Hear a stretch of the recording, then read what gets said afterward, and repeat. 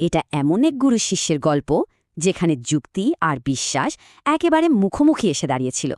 কিন্তু প্রশ্নটা হলো, একজন প্রধান শিষ্য কেন তার গুরুর দেবত্ব নিয়ে সন্দেহ করবেন? বিবেকানন্দ ছিলেন যুক্তিবাদী, তাই গুরুর অবতার হওয়ার দাবিটা তিনি কিছুতেই মানতে পারছিলেন না। আর তার মনের এই দ্বন্দ্বটা চরমে পৌঁছায় গুরুর জীবনের একদম শেষ দিনগুলোতে। সময়টা ছিল 1886 সাল। কাশীপুর বাগানবাড়িতে রামকৃষ্ণ তখন একেবারে মৃত্যুশয্যায়। তিনি গলার ক্যান্সারে ভুগছিলেন, যন্ত্রণায় কথা বলার শক্তিটুকুও তার ছিল না। ভাবুন একবার, একদিকে যন্ত্রণাকাতর শরীর আর অন্যদিকে ঈশ্বরের অবতার হওয়ার দাবি। বিবেকানন্দ মুখে কিচ্ছু বলেননি, কিন্তু মনে মনে গুরুকে এক শেষ পরীক্ষার মুখে ফেললেন। তিনি ভাবলেন, এই যন্ত্রণার মধ্যেও যদি নিজেকে ঈশ্বর বলতে পারেন তবেই বিশ্বাস করব। আর ঠিক সেই মুহূর্তে এমন কিছু ঘটল যা ছিল এক কথায় অবিশ্বাস্য।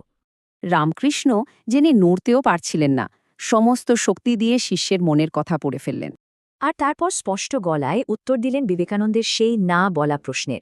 মানেটা খুব পরিষ্কার, যিনি রাম আর কৃষ্ণ ছিলেন তিনি আবার ফিরে এসেছেন। বিবেকানন্দ তো একেবারে চমকে গেলেন, তার যুক্তির পুরো ভিতটাই যেন নড়ে গেল। উনি জানলেন কি করে? প্রশ্নটা তো মুখিয়ে আনা হয়নি। এক মুহূর্তে বিবেকানন্দের সব বিশ্বাস যেন ৩টে ধাপে বদলে গেল।